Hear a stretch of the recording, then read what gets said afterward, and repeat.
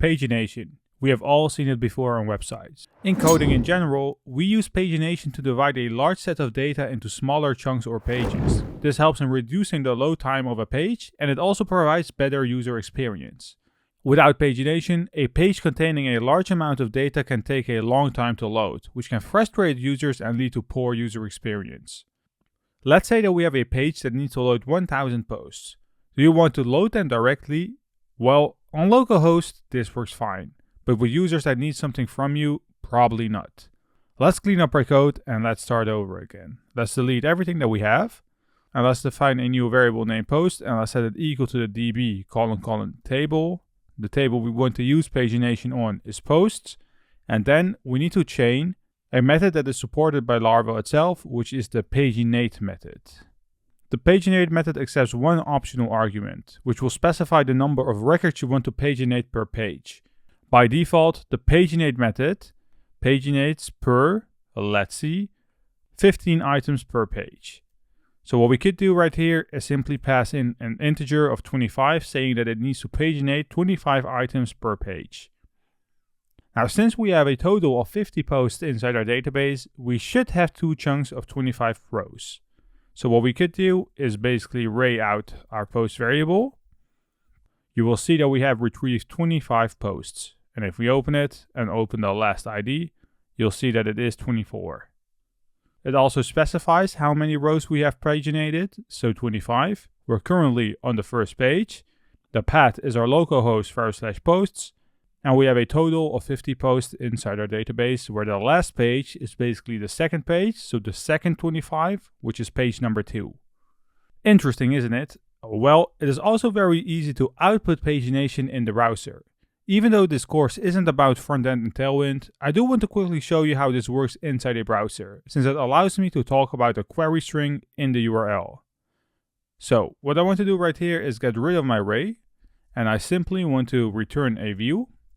The view will be posts.index, and then we're going to pass in a variable through the compact method with the name of posts, which will refer to the variable that we have defined at the top. Now I have created a template already, which is very basic, that allows us to showcase pagination in Laravel. I will add a file inside the description of the video, but I'll also add the GitHub gist where you can simply copy paste one single page.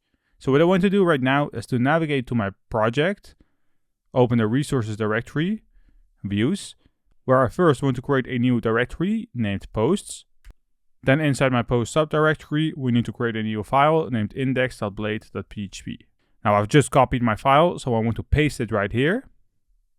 If we then navigate to the browser and refresh our endpoint, you will see that we have added a static post right here. Now let's focus on the paginate method inside our controller. Well, we have already sent back the paginate method inside our controller right here. So what we could do is, let me actually close off my sidebar, go right below my header where we have the actual content, so right here under a new article, and go right below the first div where we're going to loop over all the posts that we're sending back as one single post. Alright, then we need to close off our for each loop, so let's scroll to the bottom, and I think it's right here below the first closing div tag, so let's say end for each. Navigate back to Google Chrome, and once we refresh it, you will see that we have added a total of 25 posts. Now the data is static right now, so let's navigate back one more time, scroll to the top, and let's say right below new articles, we're first going to change the title, which will be from our post object, and we're going to change the title to it. Then we have the excerpt, which is post excerpt. We have the date time, so let's actually get rid of it right here, where we could basically say, well, get me the date method, have a format of J space capital M capital Y, where we then need to convert to a string to time, and the string to time will be our post created underscore at. Then we have the minutes to read, which we can get from the post object as well, and change the minutes to read attribute. Then we have the tags, which we will skip for now, and that's it actually. So let's navigate back to Google Chrome. Once we refresh it, you will see that every single post has its own unique data. But you will see that it doesn't magically add numbers at the bottom where you could navigate between pages. Now this can be added through the links method provided by the Paginator. Let's navigate back to PHP Storm. Right below the first closing div, after our end for each statement, we're going to create a new div. We're going to give it a class of py10, so padding top and bottom of 10, where we need to access our post variable, so let's say post, where we then need to access the links method. If we then navigate back to the browser and refresh it, you will see that the links method added a functionality behind the pagination for us. If we click on number 2, you will see that the biggest change happens inside the URI. Right here, you will see a question mark, page is equal to 2, referring to the URL parameter for specifying the current page number in a paginated dataset. The paginated method in Laravel returns a paginated list of query results with a specified number of records per page. So because we have clicked on the pagination link, so the number 2, the URL parameter of question mark page is equal is updated to reflect the current page number, which is equal to 2. So what we could do as well is navigate back to PHP Storm, open our post controller, and let's say that we want to paginate per 5 items. If we navigate back to Google Chrome, refresh the page, scroll to the bottom, you will see that we added a total of 10 links, so 5 multiplied by 10 is 50 posts. Now there is an option to customize the pagination settings by adding additional parameters to the paginate method. So let's navigate back to PHP Storm again. Now let me align the paginate method on the line below.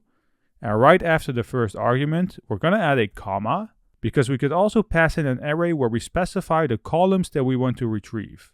By default, you retrieve all rows through the asterisk sign inside the array. The third parameter that we have specifies the name of the query string variable used to indicate the current page. By default, you can see that it has been set to page. So what we could do is navigate back to PHP Storm and say that we want to change it to the letter P. If we navigate back to Google Chrome, remove the URL parameter. If we then scroll back to the bottom, click on page number 2, you will see that page has been changed to the letter P. Now honestly, I wouldn't recommend playing around with these because in most cases, you want to select all columns. And it's a standard in all programming languages to name your paginate URL parameter simply page. That being said, it is good to know what the options are. We had a look at the paginate method in Laravel, which divides a large set of data into smaller chunks of pages, which can significantly improve the speed of loading pages and provide a better user experience.